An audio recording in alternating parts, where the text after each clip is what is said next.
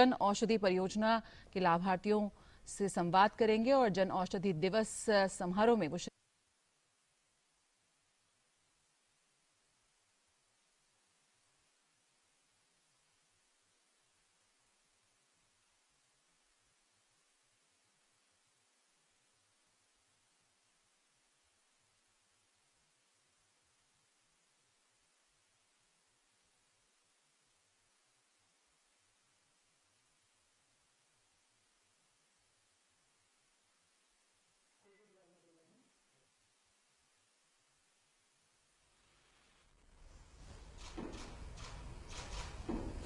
नमस्कार सर। वर्ष 2021 के जन औषधि दिवस कार्यक्रम में रसायन एवं उर्वरक मंत्रालय, भारत सरकार के औषध विभाग की ओर से हम आदरणीय प्रधानमंत्री श्री नरेंद्र मोदी जी का हृदयपूर्वक स्वागत करते हैं। डिजिटल माध्यम से हमारे साथ उपस्थित केंद्रीय मंत्रीगण, राज्य के मुख्यमंत्री श्री, जनप्रतिनिधि, देश भर से जुड़े लाभार्थी, जन औषधि केंद्र संचालक, जन औषधि मित्रगण तथा अन्य सभी महानुभावों और मेहमानों का भी हम स्वागत करते हैं। अब माननीय मंत्री श्री रसायन एवं उर्वरक मंत्रालय श्री DV सदानंद गौड़ा जी से अनुरोध है, अपने ओपनिंग रिमार्क्स के साथ कार्यक्रम का शुभारंभ करें। Honorable Prime Minister, sir, other central and state ministers, MPs, legislators, and other dignitaries who are participating in this mega event, Namaskar. The Ministry of Chemical and Fertilizers is highly indebted for your gracious presence to today's this mega event, sir. Sir, under your leadership, government is bringing silent revolution in the health sector since 2014. There has been perceptive improvement in accessibility of common men, including poor people, to affordable health care. Now there are schemes providing for free treatment for in hospitals, up to 5 lakh under Ayushman Bharat Yojana, adequate care for nutrition for pregnant women under Pradhan Mantri Matru Vandana Yojana, clean water to the people under the Har Ghar Jal Mission, bringing behavioral change towards the cleanliness under Swachh Bharat Mission, universal immunization for children under Indradhanush Mission, strengthening health infrastructure by construction of 10 new AIIMS and wellness centers, low-cost, high-quality generic medicine under PM Jan Aushadhi Bharatiya Jan Pariyojana. Sir, the importance that has been given by you shows in the last budget that allocation of about 2.23 lakh crores for the health sector, which is about 137% higher than the current fiscal year, sir. Never before the health sector was given such an importance, and the present government under your visionary leadership has did it, sir. Sir, you have been pivotal in bringing this Pradhan Mantri Bharatiya Pariyojana to where it stands today. We can go back, sir. We can see the number of Jan Aushadhi Kendras in 2014 was mere 86, sir. The strategic interventions by you and the current government gave the required impetus to the scheme. As a result, today 7,499 Jan Aushadhi Kendras are functional across the state. All the districts of the country has been covered, sir. And today you are going to inaugurate one more Jan Aushadhi Kendra, which takes the tally to, sir, 7,500, sir. The product basket is also like that, sir. In the year 2014, only 131 products were in the basket, sir. Today, 1,449 medicines and 204 surgical items are included in the basket, sir. The total turnover, sir, a mega jump has been taken, sir. See, in 2004, it was mere 7.29 crores, sir. In the year 2013-14, today it has gone to 6,000 crores during the year 2021, sir. Sir, the scheme has a cascading effect on the citizens, sir. Approximately 1 to 1.25 crore people are taking medicines from Jan Aushadhi Kendras every month, sir. Sir, a special mention need to be made, sir. This scheme has led to an annual savings of approximately 3,600 crores to the common citizens of the country, sir. Sir, in fact, if I fail to, if I don't mention, certainly the the popularity of the Kendras can be judged from the fact that the people refer these Kendras as Pradhana Mantri Ka Dukan, sir. Sir, even during the COVID-19 pandemic, sir, the PMG, our PM BJP Kendras have rendered essential services to the nation. All the Kendras maintaining their operations regularly, sir. We can see by the statistics, sir, the growth rate for the first 2 quarters in the year 2021 is 60% when it is compared to the earlier years, sir. Sir, I am sure the scheme under your able leadership and vision will grow further and enable us to serve the citizens with greater motivation. We look forward your continued blessings, sir. With these words, sir, I once again, I welcome you to this mega event, sir. I welcome all the participants across the country, sir. Thank you, sir. Thank you, Minister, sir. Sir, the development progress of the Northeast region is a priority for this government.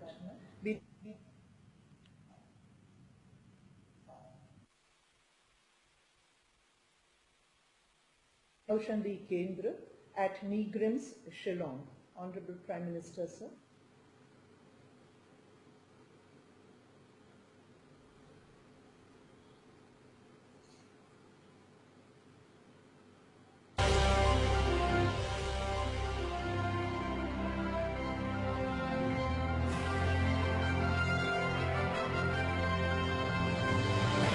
गरीब को सस्ती दवाई मिले, गरीब को दवाई के बिना मरने की नौबत न आए, इसलिए पूरे देश में जन औषधि भंडारों का अभियान चलाया है। प्रधानमंत्री जन औषधि परियोजना के अंतर्गत आज पर्वतीय क्षेत्रों के आंतरिक भागों से लेकर मेट्रो सिटी तक 7,499 जन औषधि केंद्र कार्यरत हैं। इन केंद्रों पर 1,400 से अधिक दवाइयां एवं सुविधा पैड और सिरिंज जैसे 204 प्रकार के सर्जिकल उपकरण बाजार की तुलना में 50 से 90% कम दाम में मिल रहे हैं एवं प्रत्येक दिन तकरीबन 10 लाख मरीजों को सस्ती दवाइयां प्रदान करके पिछले 6 वर्षों में जरूरतमंद लोगों के 9,000 करोड़ रुपए की बचत हो पाई है। कम दाम पर मिल रही दवाइयां गुणवत्ता में काफी आगे है, क्योंकि यह दवाइयां सिर्फ WHO GMP सर्टिफाइड दवा निर्माताओं से ही खरीदी जाती है और साथ ही NABL लैब से जांच करने के बाद ही इसे भारतीय जन औषधि केंद्र पर पहुंचाया जाता है। जन औषधि केंद्र के संचालकों को 5 लाख रुपए तक की सहायता और महिला उद्यमी, दिव्यांग, अनुसूचित जाति व जनजाति, उत्तर पूर्वी राज्य व पर्वतीय क्षेत्रों के आवेदकों को अतिरिक्त 2 लाख रुपए तक की वित्तीय सहायता के साथ वर्ष 2014 से अब तक केंद्रों की संख्या भी बढ़ी है और दवाइयों की बिक्री में भी उल्लेखनीय प्रगति मिली है। इसी उपलक्ष्य में माननीय प्रधानमंत्री जी तीसरे जन औषधि दिवस के अवसर पर 7,500वां जन औषधि केंद्र शिलांग और देश के नागरिकों को समर्पित कर रहे हैं। प्रधानमंत्री जन औषधि केंद्र मरीजों के सच्चे मित्र बनकर उभर रहे हैं। सस्ती दवाइयां हर एक नागरिक को निरोगी बनाएगी और 7,500 प्रधानमंत्री भारतीय जन औषधि केंद्र बनाएंगे स्वस्थ भारत, आत्मनिर्भर Bharat. Thank you, sir. Sir, we also thank Honorable Chief Minister Meghalaya, Shri Conrad Sangma, and Honorable Minister of State, Ministry of Chemicals and Fertilizers, Shri Mansukh Mandavia, for their presence at the Kendra, sir. Sir, देश के अलग अलग स्थल पर से प्रधानमंत्री भारतीय जन औषधि परियोजना के लाभार्थी केंद्र संचालक अपने अनुभवों को साझा करने के लिए उत्सुक हैं। माननीय प्रधानमंत्री जी से अनुरोध है कि वह योजना के लाभार्थियों के साथ सीधी बात करने का अनुमति दें। प्रारंभ कीजिए। पहले हिमाचल प्रदेश के शिमला जिले के थियोग तहसील से श्रीमती कृष्णा वर्मा को आमंत्रित करती हूं कि वह माननीय प्रधानमंत्री जी के साथ बात करें। श्रीमती कृष्णा वर्मा। कृष्णा जी नमस्ते। नमस्ते जी। कृष्णा जी बताइए। सर, मैं जिला शिमला के सरोग गांव की रहने वाली हूं और मैं पिछले 20 सालों से हाई BP, शुगर और दिल की मरीज हूं सर। और मैं पहले सर इसके लिए मुझे दवाइयाँ खानी पड़ती है सर उम्र भर के लिए। और जो मैं पहले जो मुझे ये दवाइयाँ प्राइवेट दुकानों में 5-6 हजार में मिलती थी, फिर जब सर मैं एक दिन दवाई लेने जब हॉस्पिटल आई तो मुझे वहाँ किसी ने बताया कि प्रधानमंत्री जी द्वारा जन औषधि की जो दुकान खोली गई है उसमें बहुत सारी सस्ती दवाइयाँ मिलती है। तब सर मैं जब वहाँ पे गई तो मुझे जो दवाइयाँ पहले 5-6 हजार पर एक महीने में देने पड़ते थे सर, और वो मुझे अब 1,800 रुपए में मिल रही है। सर मैं पेशे से एक किसान हूँ और हम अपना गुजारा हम इस खेती बाड़ी से ही कर रही हूँ, और मैं मेरे पति और मेरा पूरा परिवार किसानी से जुड़ा हुआ है सर। और अब मुझे जब आपकी मोदी जी की दुकान से जो दवाइयाँ मिलती है मेरे बहुत सारे पैसों की बचत हो रही है सर, और उससे मैं घर का खर्च भी चलाती हूँ और बुढ़ापे के लिए अपनी सेविंग भी कर रही हूँ सर। पहले लगता था जब हमें बहुत सारे पैसे देने पड़ते थे, मैं सोचती थी सर कि मैं या तो अपना इलाज करवाना छोड़ दूं या मैं मर जाऊं, क्योंकि मेरे घर परिवार पर पैसों का बहुत बोझ पड़ता था सर। इसलिए मैं सोचती थी कि मैं अपना इलाज ना करवाऊं। पर सर जब से आपकी मोदी जी की दुकान से दवाइयाँ लेती हूँ मुझे बहुत फायदा हो रहा है, और वह मेरे जीने की आशा जगी है कि मैं अब नहीं अपना इलाज रोकूंगी। आप हमारे हिमाचल हमारी देवभूमि के लिए आप देवदूत बनकर आए हैं सर। और मैं अपने आसपास की महिलाओं को, गरीब महिलाओं को, अपने रिश्तेदारों को भी बोलती हूँ कि आप जाइए मोदी जी की दुकान से जन औषधि से दवाइयाँ लीजिए, और आप अच्छे से अच्छी वहाँ पे दवाइयाँ मिलती है और आप वहाँ से दवाइयाँ लीजिए और अपना पैसा भी बचाइए सर। आपने हम गरीब मरीजों, महिलाओं, किसान, बागवानों को जो आपने किया है उसके लिए हम उन सब की तरफ से आपका बहुत बहुत धन्यवाद करती हूँ सर। कृष्णा जी, हाँ जी कृष्णा जी, मुझे अच्छा लगा आज थियोग वालों के दर्शन मुझे हो रहे हैं। हाँ जी सर। शायद आपको मालूम है कि नहीं मुझे पता नहीं, मैं पहले थियोग बहुत आया करता था। हाँ क्योंकि जी मेरा एक कार्यक्षेत्र था तो मेरा थियोग आना बहुत स्वाभाविक था। लेकिन मैं हैरान हूँ, थियोग में तो 25-50 कदम भी सीधी सड़क नहीं है, ऊपर चढ़ना उतरना पड़ता है। उसके बाद भी आपको डायबिटीज कैसे हो गया? पता नहीं सर कैसे हो गया है, तो मुझे नहीं मालूम। अभी कितना पैसा पहले खर्च होता था, अभी कितना होता है? सर अब 1,800 रुपया खर्च होता है सर। अब पहले कितना होता था? 5-6 हजार एक महीने में देना पड़ता था सर, और ये दवाइयाँ मुझे खानी भी जीवन भर है सर। कृष्णा जी देखिए, दवाइयाँ तो जरूर खानी पड़ेगी क्योंकि अब ये बीमारी ऐसी है कि घुस गई है, लेकिन आप भी कुछ योगा वगैरह करते रहिए, जरूर उससे लाभ होगा। डायबिटीज के लिए भी कुछ योगा है, इसका लाभ लेना चाहिए। लेकिन मुझे बहुत अच्छा लगा, आज योग के लोगों के मुझे दर्शन हो रहे हैं, बहुत बड़ी संख्या में लोग वहां बैठे हैं, सबको मुझे दर्शन करने का सौभाग्य मिला है। और मुझे बहुत अच्छा लगा कि आप भी औरों को इस काम के लिए प्रेरित करती हैं, मोदी की दुकान पर लोगों को भेजती हैं। आप लोगों के पैसे बचेंगे तो अच्छे काम में आएंगे, और सरकार की कोशिश यही है कि दवाई के पीछे जो खर्च होता है, जो गरीब परिवार, मध्यम वर्ग के परिवार को उसके कारण बहुत तकलीफ हो जाती है, लेकिन आपने ये बात को ठीक से पकड़ा, लोगों को पहुंचाया। मेरी तरफ से आपके उत्तम स्वास्थ्य के लिए मैं प्रार्थना करता हूं। और थियोग में तो बीमारी होनी ही नहीं चाहिए जी। मैं थियोग इतना बढ़िया जगह है, वहां बीमारी नहीं घुसनी चाहिए। चलिए, बहुत बहुत शुभकामनाएं आपको।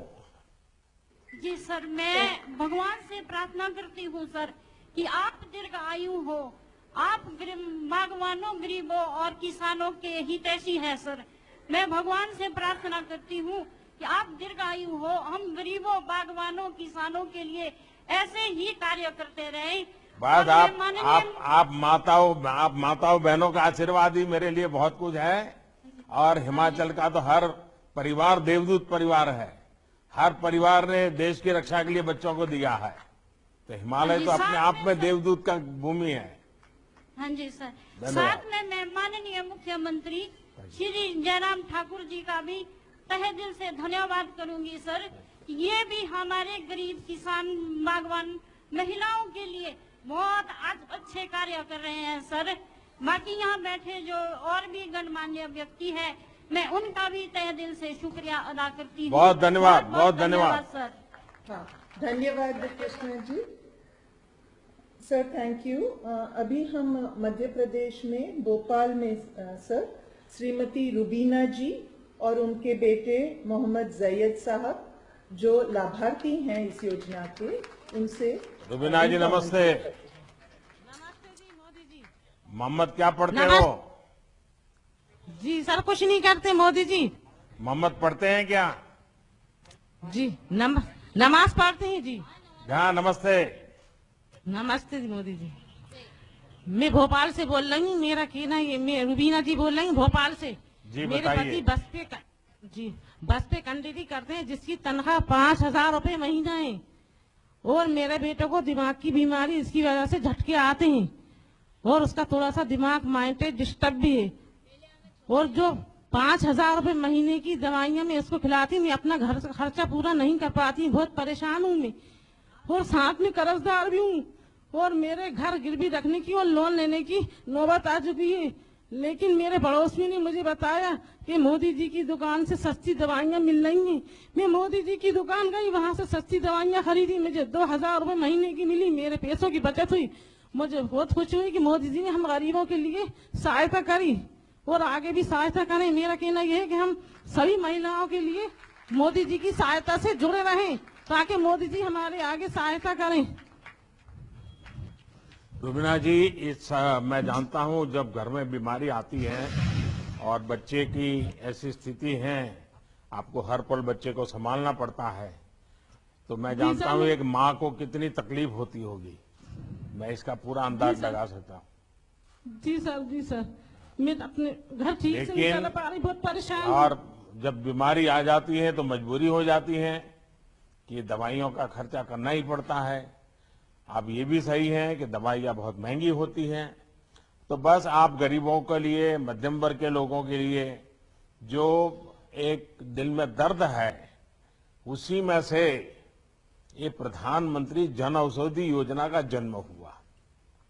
अब तक आप जैसे परिवारों का करीब 9,000 करोड़ रुपए से ज्यादा पैसा बच गया है, क्योंकि दवाइयां उनको बहुत कम पैसों में मिल गई और उसके कारण वो पहले दवाई लेते नहीं थे, अब दवाई ले रहे हैं। तो एक तो शरीर को भी लाभ हो गया, पैसे बच गए, तो परिवार को भी लाभ हो गया कि भाई चलो अब अच्छे काम के लिए, बच्चों की पढ़ाई के लिए हम पैसों का खर्च करेंगे। तो मुझे बहुत अच्छा लगा और आपसे मेरा यही आग्रह होगा कि जिनसे भी आप जानते हैं, पहचानते हैं, अगर उनको दवाइयां खानी पड़ रही है तो उनको जरूर बताइए कि आप ये जन औषधि केंद्र से दवाई लीजिए। लोग उसको मोदी की दवाई दुकान कहते हैं तो मोदी की दुकान से खरीदिए और जाकर के अपने पैसे भी बचाइए और दवाई लेने में कभी कोताही मत बरतिए। पैसों के अभाव में दवा न लें, ये स्थिति नहीं होनी चाहिए। इसलिए मैं सब मेरे भाइयों बहनों से ये कहूंगा कि कम पैसों में दवाई मिल जाती है और दवाई अच्छी होती है। आप विश्वास के साथ इसको कीजिए। बस मेरी आपको शुभकामना है, बहुत जल्दी स्वस्थ हो जाए और आपके बेटे का जीवन भी बहुत अच्छा बन जाए। बहुत बहुत शुभकामनाएं। बहुत बहुत शुक्रिया आपको, बहुत बहुत शुक्रिया श्रीमती रुबीना जी। अब सर हम अहमदाबाद में प्रधानमंत्री भारतीय जन औषधि परियोजना के जन औषधि मित्र श्री राजू भाई बयानी और इनके टीम को आमंत्रित करते हैं। सर राजू भाई नमस्ते। नमस्ते मोदी साहब। नमस्ते नमस्ते। मेरा राजू नाम- बताइए। सर मेरा नाम राजू भायानी है, मैं अहमदाबाद का रहवासी हूँ। सर मैं करीबन 2 अहमदाबाद साल में से कहाँ ये रहते हैं राजू जी? सर मैं नया निकोल में रहता हूँ। सर करीबन 2 साल से मैं प्रधानमंत्री भारतीय जन औषधि परियोजना के साथ जुड़ा हुआ हूँ।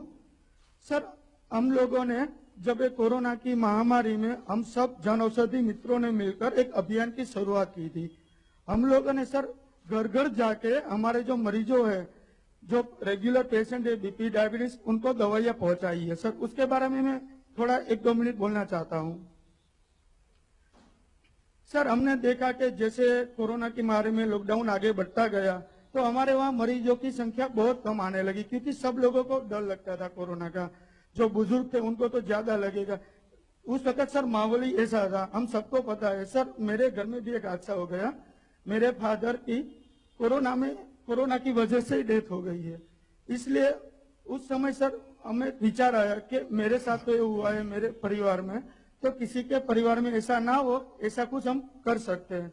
तब मैंने हमारे जो स्टोर ओनर है प्रदीप भाई, उनके साथ बात की और ये अभियान के बारे में बताया। तो उन्होंने बोला ये अच्छा काम है, हम करते हैं। तो हमारे ऊपरी अधिकारी के मिलकर सब हमने ये अभियान की शुरुआत की। तो हमारे पास जो डेटाबेस था उनसे हमने धीरे धीरे 2, 3, 4, 5 कस्टमर से बात की हमारे। तो उन लोगों ने बोला हाँ हमारे पास मेडिसिन तो नहीं है, लेकिन हमें क्या है अभी बाहर आने में बहुत डर लगता है, तो ऐसा कुछ हो सके तो हमारे लिए बहुत अच्छा होगा। तो सर हमने धीरे धीरे हमारे जन औषधि मित्रों के साथ मिलकर एक अभियान शुरू कर दिया। करीबन हमने सर अभी 8 से 10 हजार मरीजों को दवा पहुंचाई है। हमारे साथ एक पूरी अभी सर 250 लोगों की टीम है। और एक बात, जब हम दवा पहुंचाने जाते थे तो बुजुर्ग बोल रहे थे कि आप हमारे लिए मेडिसिन नहीं, मोदी जी की दुकान की आप मेडिसिन ला रहे हो। और सर वो लोग आशीर्वाद देते थे कि मोदी जी लंबी उम्र तक जिए और ऐसे योजना बना रहे और काम करते रहे। और सर धीरे धीरे हमारा अभियान पूरे अहमदाबाद में फैल गया। और एक बात कि हम एक बुजुर्ग ने तो हमें ऐसा बोला, सर मैं गया तो आप हनुमान जी के सेवक हमारे लिए संजीवनी लेके आ रहे हो। तो मैंने बोला सर कि आप ऐसा क्यों हमें बता रहे हो? तब बोला कि जब लक्ष्मण जी मूर्छित हुए थे तो उनके लिए हनुमान जी संजीवनी लेके आए थे और उनको जीवन दान मिला था। तो ऐसे ही हम जैसे कई मरीज है जिनके लिए मोदी जी एक दुकान से संजीवनी दे रहे हैं और हम जी रहे हैं। तो सर बहुत सारे आशीर्वाद मिल रहे थे और आपके लिए दुआ है, हम लोगों को भी सब बड़ी लोग के आशीर्वाद मिल रहे हैं। और सर लास्ट में मैं एक चीज बोलना चाहता हूँ कि हमने कभी सोचा भी नहीं था कि हमारे देश इतनी जल्दी एक टीका का आविष्कार कर देगा। सर 1 नहीं 2 नहीं 3 कंपनियों ने हमारे वहाँ टीका का आविष्कार कर दिया। और सर इतनी बड़ी जनसंख्या में आपके आगेवानी में अभी जो टीकाकरण हो रहा है, हम तीसरे स्टेज पर तो पहुंच गए, कई सारे बुजुर्ग को अभी टीकाकरण हो रहा है। तो सर और एक बात कि हमारे वहाँ तो टीकाकरण हो रहा है, सर आपने कई ऐसे देश है जहाँ पर टीका की उपलब्धि नहीं है, वहाँ पर भी आप पहुंचा रहे हैं। तो सर इनके लिए हम सब जन औषधि मित्रों की तरफ से मैं आपको सैल्यूट देना चाहता हूँ। सर राजू जी, सबसे पहले तो मैं आपको और आपके सभी नौजवानों को बधाई देता हूं। जब मैं आपकी बातें सुन रहा था तो ये सिर्फ मुझे ही प्रभावित करती थी ऐसा नहीं, मुझे ही प्रेरित करती थी ऐसा नहीं, लेकिन ये बातें आज दूरदर्शन के माध्यम से, टीवी के माध्यम से देश के जितने युवा सुन रहे हैं उन सबको आप प्रेरित कर रहे हैं, प्रेरणा दे रहे हैं। क्योंकि आपने कोरोना के संकट में अपने पिताजी को खोया, लेकिन उसमें से आपने समाज के लिए कुछ करने का संकल्प लिया और आपने धीरे धीरे 200-250 साथी बना लिए और घर घर आज भी आप जन औषधि पहुंचा रहे हैं। आप हर परिवार का कितना पैसा बचा रहे हैं और दवाई सस्ती मिलने के कारण वो दवाई के पीछे जरूरी जो भी खर्च करना पड़े वो करता भी है, तो कईयों की जिंदगी बचा रहे हैं। तो सचमुच में आप बहुत उत्तम काम कर रहे हैं। मैं आपके इस रचनात्मक काम के लिए, और लोग जो कहते हैं ना कभी कभी कि हमारे देश के नौजवान तो बस हुड़दंगबाजी करते रहते हैं, आपने सिद्ध कर दिया है कि ऐसा नहीं है। हमारे देश के नौजवान अगर उनको सही रास्ता दिखाया जाए, सही काम उनके पास हो, तो अपना जीवन खपा देते हैं। और ये आपने करके दिखाया है, और देश में ऐसे कई नौजवान हैं वो करते रहते हैं, और वही हमारे देश की बड़ी ताकत है। और इसलिए मैं आपको बधाई। एक मैं छोटा काम बताऊंगा अब आपको, क्योंकि इतना बढ़िया काम करते हैं तो मन करता है कि आपको एक काम बता दूं।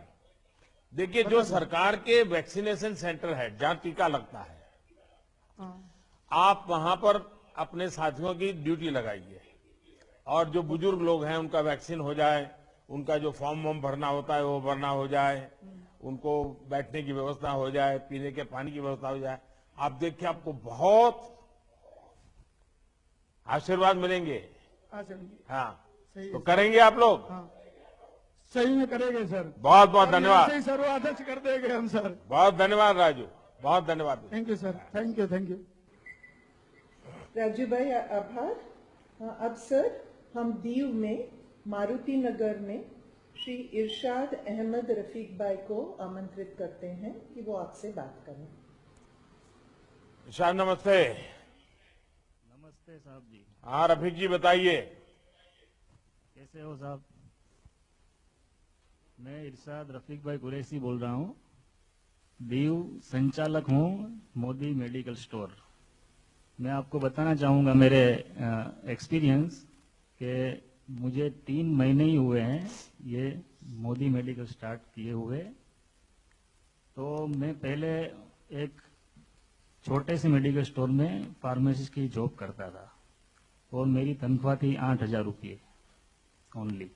और पहले से ही मेरा ड्रीम था कि मैं मेडिकल स्टोर खोलूं, लेकिन मेडिकल स्टोर वो भी हो कि जिसमें सेवा भी कर सकूं। तो प्रधानमंत्री जन औषधि केंद्र से बढ़िया कोई ये मौका नहीं था कि जिसमें सेवा भी हो और कमाई भी हो। तो आज 3 महीने में मेरी आवक 3 गुना हो चुकी है जी, आपके आशीर्वाद से। रफीक, कितने लोग जन औषधि का फायदा उठाते हैं? अभी 1 महीने में मैं आपको बताऊं तो 1400 से 1500 आदमी फायदा उठा रहे हैं, और ये यहाँ पे मोदी मेडिकल के नाम से ही फेमस हो चुका है सर। लेकिन और जो दवाई की दुकान वाले हैं वो अब आपको गुस्सा करते होंगे कि भाई हम तो दवाई पहले इतने बेचते हैं, तुम कहाँ से मोदी को ले आए? हम तुम इतनी सस्ती दवाई देते हो तो हमारा तो दुकान बंद हो जाएगा, लोग चिल्लाते होंगे। तो इसमें तो सर ये सेवा है, उनको सबको साथ देना चाहिए, सबका साथ सबका विकास है ये। तो देखिए, आपने अच्छा काम किया है, और आपने पढ़ाई फार्मेसी की और दुकान खुद की बनाने का मन कर गया, लेकिन फिर भी आपने सेवा भाव से दुकान चलाने वाले काम में जुड़ गए। तो आप तो एक प्रकार से मेरे बहुत अच्छे मजबूत सहयोगी बन गए हैं, क्योंकि जितने जन औषधि केंद्र चलाते हैं वे मुनाफे के लिए नहीं चलाते हैं। आज 750 750 करीब 7500 जन औषधि केंद्र में जो लोग बैठे हैं वो एक प्रकार से समाज सेवा के मेरे सबसे बड़े साथी बन गए हैं। रफीक, आप भी उसमें से एक हैं। मेरा यही आग्रह रहेगा कि लोगों को ये बार बार बताते रहिए, जिनको इसका फायदा हो रहा है उनको कभी कभी महीने में 1 आध बार इकट्ठा कर लीजिए, और किसी को बुलाइए ताकि उनके स्वास्थ्य के लिए अच्छी अच्छी बातें बताएं, क्या खाना क्या न खाना, कितना समय सोना, कितना समय नहीं सोना। तो एक बहुत बड़ा दीव में तो क्रांति आ जाएगी, और दीव तो ऐसा है कि जो किसी भी चीज में क्रांति कर सकता है। जैसे आप लोगों ने सोलर एनर्जी में किया है, कितना बड़ा अद्भुत काम किया है। Yes sir. दुनिया में लोग कहते हैं नेट न्यूट्रल की बात, आपने दीव वालों ने तो जितनी बिजली चाहिए उससे ज्यादा सोलर की पैदा कर दी है। तो दीव वाले तो कमाल कर सकते हैं। तो मैं रफीक चाहूंगा कि बहुत लोगों को आप इससे जोड़िए, लोगों के पैसे बचेंगे, अच्छे काम के लिए लगेंगे, और बहुत लाभ होगा। बहुत बहुत धन्यवाद आपको। Thank you Shri Ishwar ji. Sir, अब हम कर्नाटक में मंगलूर में डॉक्टर पद्मनाभ कामत, जो जन औषधि को बढ़ावा देते हैं, उनको आमंत्रित करते हैं। सर नमस्ते मोदी जी। नमस्ते डॉक्टर कामत। सर, मैंने ये जनऔषधि का एक अभियान 3-4 साल से शुरू किया। उसको मैंने जनऔषधि जनोपयोगी अभियान बोल के शुरू किया। मेरा एक ऑब्जर्वेशन था कि शाम के समय और रात के समय पहाड़ी जिलों में, दूर के जगह में अगर एक किसी का हार्ट अटैक होता है तो उनका ईसीजी करने में बहुत मुश्किलात होती थी। तो लोग दूर दूर से अस्पताल के लिए सफर करना पड़ता था। तो मैंने ये सोचा कि जनऔषधि तो रात के 10-11 बजे तक खुला रहता है, गांव का जिले में है, देश का बहुत जगह पे है। तो हमने एक अभियान चलाया 3 साल पहले। वो अभियान से हमने जनऔषधि में ईसीजी मशीन लगवाया सर। आरंभ में बहुत लोगों ने मेरा निंदा की सर। धीरे धीरे निंदकों की संख्या भी कम हो गई और उनका बोलती भी बंद हो गई सर। उन्होंने बोला ये पागल है, हार्ट का डॉक्टर है, क्यों जनऔषधि के साथ मिला हुआ है। मैंने बोला मैं जनऔषधि से इसलिए मिला हूं, मेरे को लोगों की परेशानी मालूम है। और मैं बोलना चाहता हूं सर, जो हमने एक ईसीजी मशीन से 2018 में एक अभियान शुरू किया कायकल्प बोल के, अभी हमने 6 जिले में सभी जनऔषधि केंद्र में 20 जगह जहां बहुत फुटफॉल्स रहता है, जहां जनऔषधि केंद्र का हमको सहकार है, और वहां ईसीजी मशीन लगवा के उनको ट्रेन करके उनको हमने ईसीजी करने में मदद की सर। अभी उसका वो फलानुभवी बहुत लोग हैं और मैं गर्व से कह सकता हूं सर कि ये 100 से ज्यादा हार्ट अटैक हमने डिटेक्ट किया है और बहुत ही जान बचाई है सर।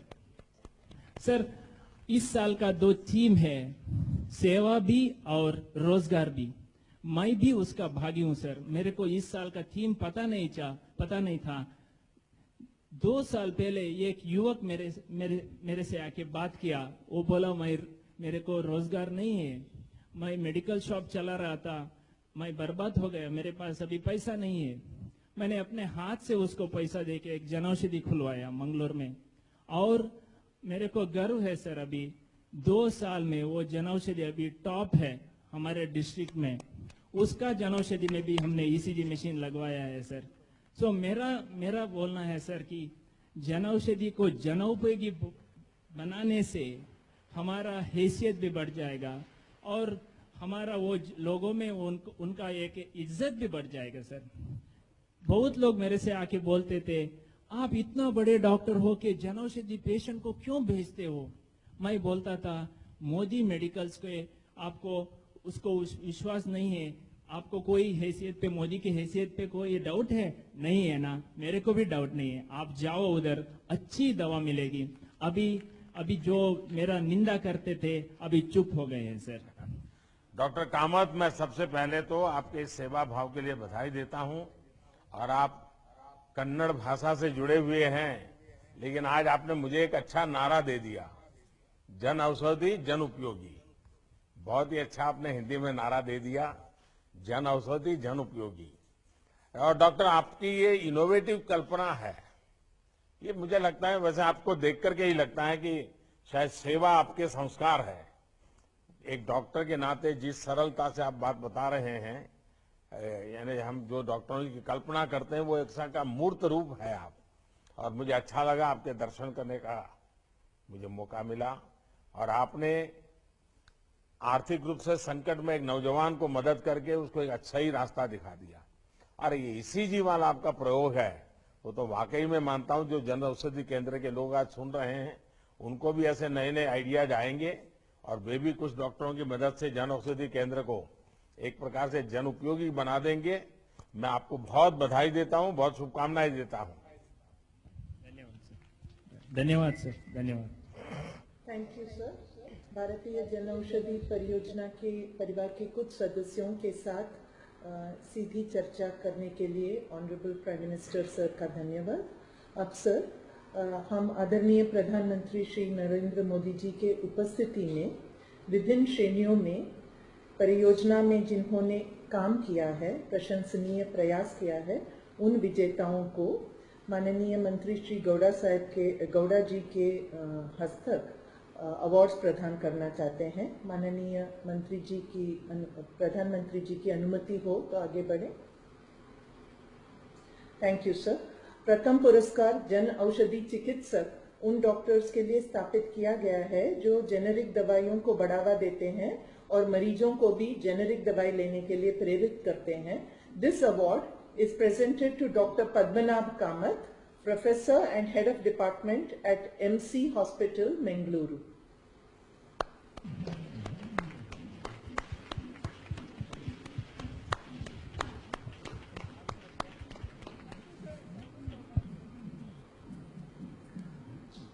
दूसरा पुरस्कार जन औषधि सारथी उन स्थानिक वितरक डिस्ट्रीब्यूटर्स के लिए स्थापित किया गया है जिन्होंने अपने क्षेत्र में जन औषधि केंद्रों पे सबसे ज्यादा जन औषधि दवाइयां सप्लाई की है। This award is presented to Shri Gautam Kumar Jain, Bengaluru, Karnataka, for highest supplies by a distributor under the scheme.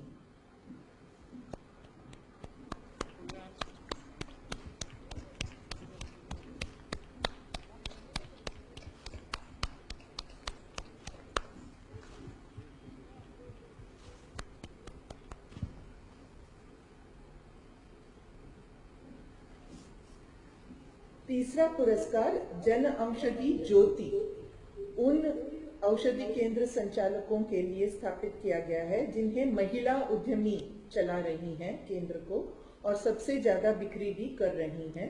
और यह पुरस्कार जन औषधि केंद्र मुरादाबाद, उत्तर प्रदेश की संचालक श्रीमती विनीता जैन को हर महीने लगभग रुपये 8 से 9 लाख की बिक्री करने के लिए दिया जा रहा है। किसी कारणवश श्रीमती विनीता जैन इस कार्यक्रम में उपस्थित नहीं है, परंतु पुरस्कार उनको अपने केंद्र पर पहुंचाया जाएगा।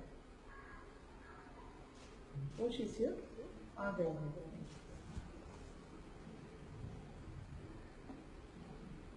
परियोजना परिवार के सदस्यों को पुरस्कार से प्रेरित करने के लिए आपका बहुत बहुत धन्यवाद। अब आदरणीय प्रधानमंत्री जी से नम्र आग्रह है कि अपने संबोधन द्वारा अपने दिशा दर्शक विचारों की अभिव्यक्ति करें।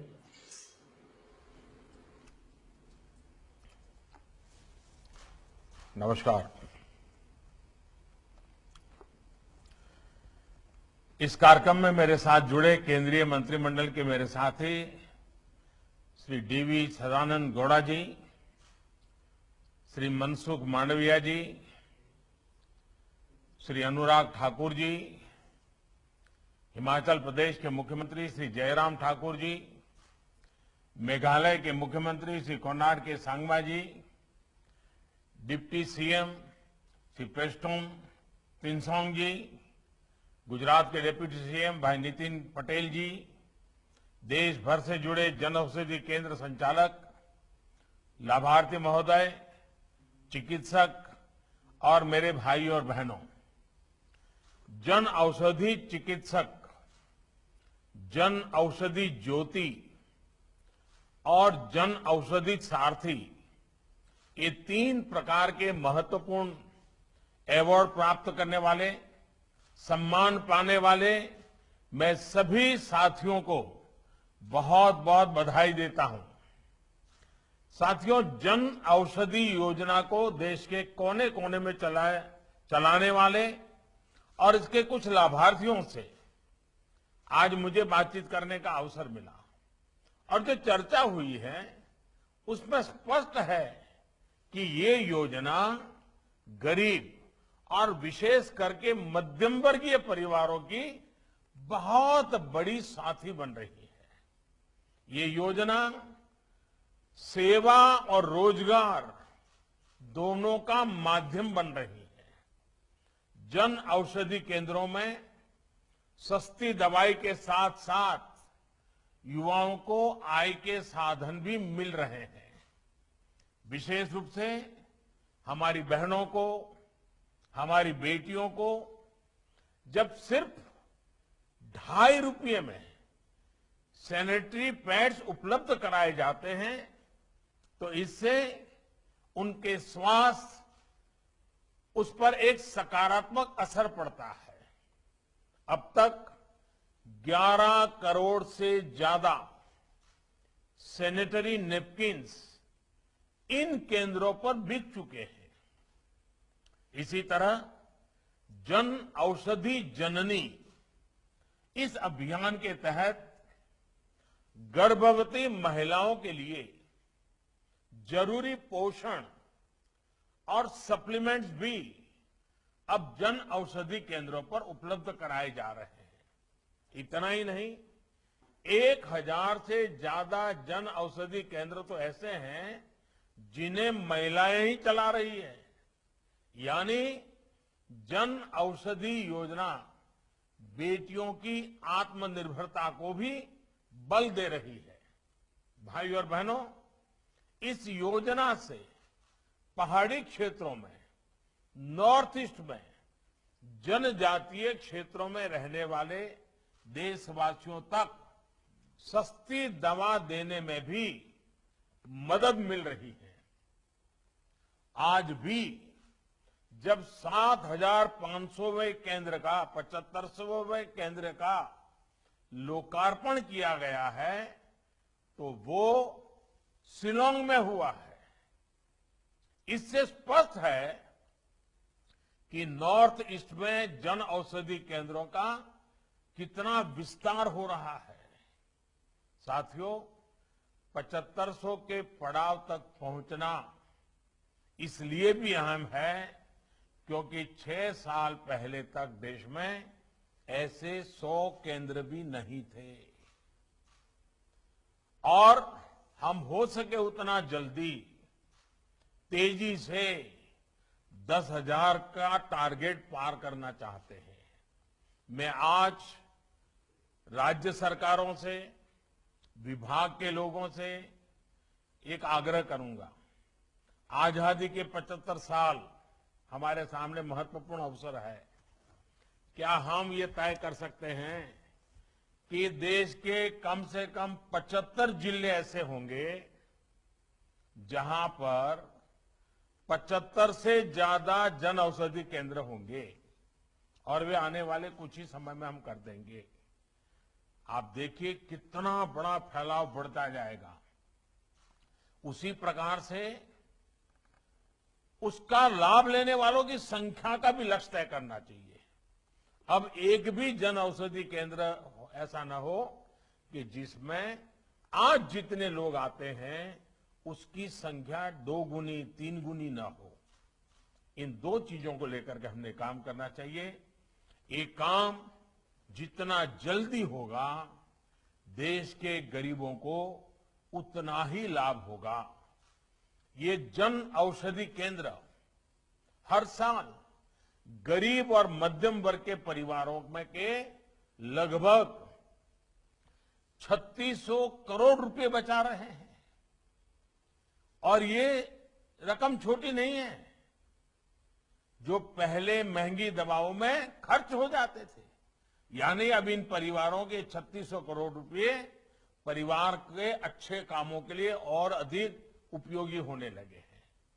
साथियों, जन औषधि योजना का तेजी से प्रसार हो, इसके लिए इन केंद्रों का इंसेंटिव भी 2.5 लाख से बढ़ाकर 5 लाख कर दिया गया है। इसके अलावा दलितों, आदिवासियों, महिलाओं और पूर्वोत्तर के लोगों के लिए 2 लाख रुपए का इंसेंटिव अलग से दिया जा रहा है। ये पैसा उन्हें अपना स्टोर बनाने, उसके लिए जरूरी फर्नीचर वगैरह लाने में मदद करता है। इन अवसरों के साथ ही इस योजना से फार्मा सेक्टर में संभावनाओं का एक नया आयाम भी खुला है।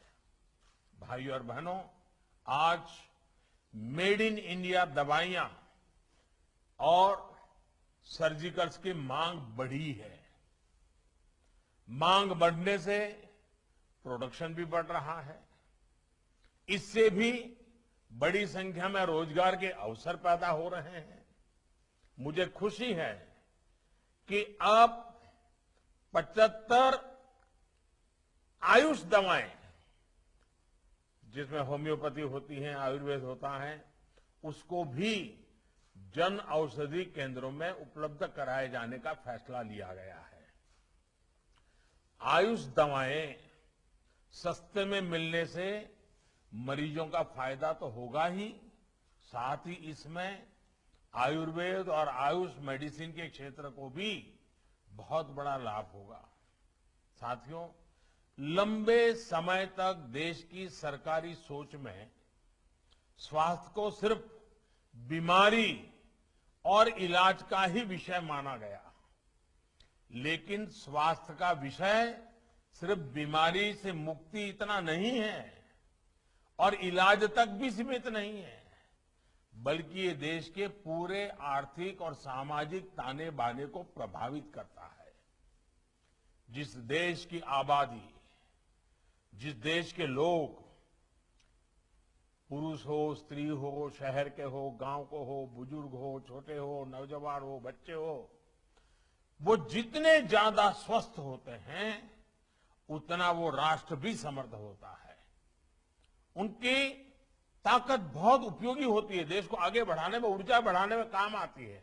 इसलिए हमने इलाज की सुविधा बढ़ाने के साथ ही उन बातों पर भी जोर दिया है जो बीमारी की वजह बनती है। जब देश में स्वच्छ भारत अभियान चलाते हैं, जब देश में करोड़ों शौचालयों का निर्माण होता है, जब देश में मुफ्त गैस कनेक्शन देने का अभियान चलता है, जब देश में आयुष्मान भारत योजना घर घर पहुंच रही है, मिशन इंद्रधनुष हो, पोषण अभियान चला, तो इसके पीछे यही सोच थी। हमने हेल्थ को लेकर टुकड़ों टुकड़ों में नहीं, बल्कि एक संपूर्णता की सोच के साथ एक होलिस्टिक तरीके से काम किया। हमने योग को दुनिया में नई पहचान दिलाने के लिए प्रयास किए। आज अंतर्राष्ट्रीय योग दिवस पूरी दुनिया मना रही है और बड़े चाव से मना रही है, जी जान से मना रही है। आप देखिए कितने बड़े गर्व की बात होती है जब हमारे काढ़े, हमारे मसालों, हमारे आयुष के समाधानों की चर्चा करते हैं। इससे पहले जो कभी हिचकते थे वो आज गर्व के साथ एक दूसरे को कहते हैं ये लीजिए। आजकल हमारी हल्दी का एक्सपोर्ट इतना बढ़ गया है कि कोरोना के बाद दुनिया को लगा है भारत के पास तो बहुत कुछ है। आज दुनिया भारत का लोहा मान रही है, हमारी परंपरागत ट्रेडिशनल मेडिसिन का लोहा मानने लगी है। हमारे यहां खाने में जो चीजें कभी बहुत उपयोगी होती थी, जैसे रागी, कोरा, कोदा, जवार, बाजरा, ऐसे दर्जनों मोटे अनाजों की हमारे देश में समृद्ध परंपरा है। जब पिछली बार मैं कर्नाटका का मेरा प्रवास था तो हमारे वहां के मुख्यमंत्री येदियुरप्पा जी ने मोटे अनाज का एक बहुत बड़ा शो रखा था और इतने प्रकार के मोटे अनाज जो छोटे छोटे किसान पैदा कर, उसकी कितनी पौष्टिकता है, बड़ा अच्छे से उन्होंने उसको प्रदर्शित किया था। लेकिन हम जानते हैं इन पौष्टिक अनाजों को देश में उतना प्रोत्साहन नहीं किया गया। एक प्रकार से ये तो गरीबों का है, ये तो जिसके पास पैसे नहीं वो खाता है, ये मानसिकता बन गई थी। लेकिन आज अचानक स्थिति बदल गई है और स्थिति बदलने के लिए हमने लगातार प्रयास किया है। आज मोटे अनाजों को न सिर्फ प्रोत्साहित किया जा रहा है, बल्कि अब भारत की पहल पर संयुक्त राष्ट्र, यूनाइटेड नेशंस ने, यूएन ने वर्ष 2023 को इंटरनेशनल ईयर ऑफ मिलेट्स की भी घोषित किया है। ये मोटा अनाज मिलेट्स पर फोकस से देश की पौष्टिक अन्न भी मिलेगा और हमारे किसानों की आय भी बढ़ेगी। और अब तो 5 स्टार होटल में भी लोग ऑर्डर करते समय कहते हैं कि हमें वो मोटे अनाज की फलानी चीज खानी है। धीरे धीरे, क्योंकि सबको लगने लगा है कि एक मोटा अनाज शरीर के लिए बहुत उपयोगी है और अब तो यूएन ने माना है, दुनिया ने माना है। 2023 में पूरी दुनिया एक वर्ष के रूप में उसको मनाने वाली है और इसका सबसे बड़ा लाभ हमारे छोटे किसानों को होने वाला है। क्योंकि मोटा अनाज वहीं पैदा होता है, वही लोग मेहनत करके निकालते हैं। साथियों, बीते वर्षों में इलाज में आने वाले हर तरह के भेदभाव को समाप्त करने का प्रयास किया गया है। इलाज को हर गरीब तक पहुंचाया गया है। जरूरी दवाओं को, चाहे हार्ट स्टेंट शो की बात हो, नी सर्जरी से जुड़े उपकरणों की बात हो, उस कीमतों को कई गुना कम कर दिया गया है। इससे लोगों को सालाना करीब 12,500 करोड़ रुपए की बचत हो रही है। आयुष्मान योजना से देश के 50 करोड़ से ज्यादा गरीब परिवारों को 5 लाख रुपए तक का मुफ्त इलाज सुनिश्चित किया है। इसका लाभ अब तक 1.5 करोड़ से ज्यादा लोग ले चुके हैं। अनुमान है कि इससे भी लोगों को करीब 30,000 करोड़ रुपए की बचत हुई है। यानी जन औषधि, आयुष्मान, स्टेंट और अन्य उपकरणों की कीमत घटने से हो रही बचत को अगर हम जोड़ें, सिर्फ स्वास्थ्य से जुड़ी हुई बातों की मैं बात कर रहा हूं, तो आज मध्यम वर्ग का, सामान्य परिवार का करीब करीब 50,000 करोड़ रुपया हर साल बच रहा है। साथियों, भारत दुनिया की फार्मेसी है, ये सिद्ध हो चुका है। दुनिया हमारी जेनरिक दवाएं लेती है, लेकिन हमारे यहां ही उनको एक प्रकार से उदासीनता रही, प्रोत्साहित नहीं किया गया। अब हमने उस पर बल दिया है। हमने जेनरिक दवाओं पर जितना जोर लगा सकते हैं लगा, ताकि सामान्य मानवी का पैसा बचना चाहिए और बीमारी भी जानी चाहिए। कोरोना काल में दुनिया ने भी भारत की दवाओं की शक्ति को अनुभव किया है। यही स्थिति हमारी वैक्सीन इंडस्ट्री की थी। भारत के पास अनेक बीमारियों की वैक्सीन बनाने की क्षमता थी, लेकिन जरूरी प्रोत्साहन की कमी थी। हमने इंडस्ट्री को प्रोत्साहित किया और आज भारत में बने टीके हमारे बच्चों को बचाने के काम आ रहे हैं। साथियों, देश को आज अपने वैज्ञानिकों पर गर्व है कि हमारे पास मेड इन इंडिया वैक्सीन अपने लिए भी है और दुनिया की मदद करने के लिए भी है। हमारी सरकार ने यहां भी देश के गरीबों का, मध्यम वर्ग का विशेष ध्यान रखा है। आज सरकारी अस्पतालों में कोरोना का फ्री टीका लगाया जा रहा है। प्राइवेट अस्पतालों में दुनिया में सबसे सस्ता यानी सिर्फ 250 रुपये का टीका लगाया जा रहा है। हर दिन लाखों साथियों को भारत का अपना टीका लग रहा है। नंबर आने पर मैं भी अपनी पहली डोज लगवा चुका हूं। साथियों, देश में सस्ता और प्रभावी इलाज होने के साथ साथ पर्याप्त मेडिकल स्टाफ की उपलब्धता भी उतनी ही आवश्यक है।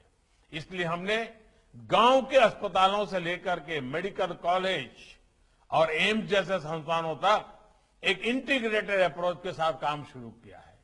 गांवों में 1.5 lakh health and wellness centre बनाए जा रहे हैं, जिनमें से 50,000 से ज्यादा सेवा देना शुरू भी कर चुके हैं। ये सिर्फ खांसी बुखार के सेंटर नहीं है, बल्कि यहां गंभीर बीमारियों के परीक्षण की सुविधाएं देने का प्रयास है। पहले जिन छोटे छोटे टेस्ट को कराने के लिए शहरों तक पहुंचना पड़ता था, वो टेस्ट अब in health and wellness centre पर उपलब्ध हो रहे हैं। साथियों, इस वर्ष के बजट में स्वास्थ्य के लिए अभूतपूर्व बढ़ोतरी की गई है और स्वास्थ्य के संपूर्ण समाधानों के लिए प्रधानमंत्री आत्मनिर्भर स्वास्थ्य योजना की घोषणा की गई है। हर जिले में जांच केंद्र, 600 से ज्यादा जिलों में क्रिटिकल केयर अस्पताल जैसे अनेक प्रावधान किए गए हैं। आने वाले समय में कोरोना जैसी महामारी हमें इतना परेशान ना करे, इसके लिए देश के हेल्थ इंफ्रास्ट्रक्चर में सुधार के अभियान को गति दी जा रही है। हर 3 लोकसभा केंद्रों के बीच एक मेडिकल कॉलेज बनाने पर काम चल रहा है। बीते 6 सालों में करीब 180 नए मेडिकल कॉलेज स्थापित किए गए हैं।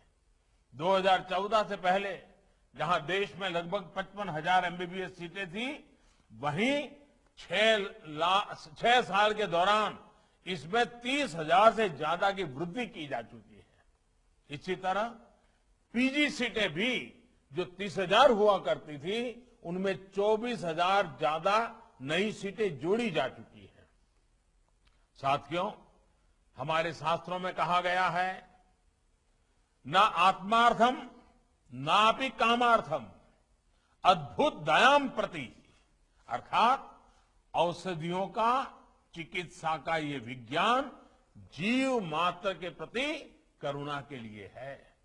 इसी भाव के साथ आज सरकार की कोशिश ये है कि मेडिकल साइंस के लाभ से कोई भी वंचित न रहे। इलाज सस्ता हो, इलाज सुलभ हो, इलाज सर्वजन के लिए हो, इसी सोच के साथ आज नीतियां और कार्यक्रम बनाए जा रहे हैं। प्रधानमंत्री जन औषधि परियोजना का नेटवर्क तेजी से फैले, ज्यादा से ज्यादा लोगों तक पहुंचे, इसी कामना के साथ मैं आप सभी का बहुत बहुत आभार व्यक्त करता हूं। और जिन परिवारों में बीमारी है, जिन्होंने जन औषधि का लाभ लिया है, उनसे मैं कहूंगा कि आप भी अधिकतम लोगों को जन औषधि का लाभ लेने के लिए प्रेरित करें। हर दिन लोगों को समझाइए, आप ही इस बात को फैलाकर उसकी मदद कीजिए, उसकी सेवा कीजिए और आप स्वस्थ रहे। दवाई के साथ साथ जीवन में कुछ अनुशासन का पालन भी बीमारी में बहुत जरूरी होता है, उस पर पूरा ध्यान दीजिए। मुझे आपके स्वास्थ्य की हमेशा कामना रहेगी। मैं चाहूंगा मेरा देश का हर नागरिक, क्योंकि आप मेरे परिवार के सदस्य हैं, आप ही मेरा परिवार है, आपकी बीमारी यानी मेरे परिवार की बीमारी है, और इसलिए मैं चाहता हूं मेरे देश के सभी नागरिक स्वस्थ रहें। उसके लिए स्वच्छता की जरूरत है, वहां स्वच्छता रखें।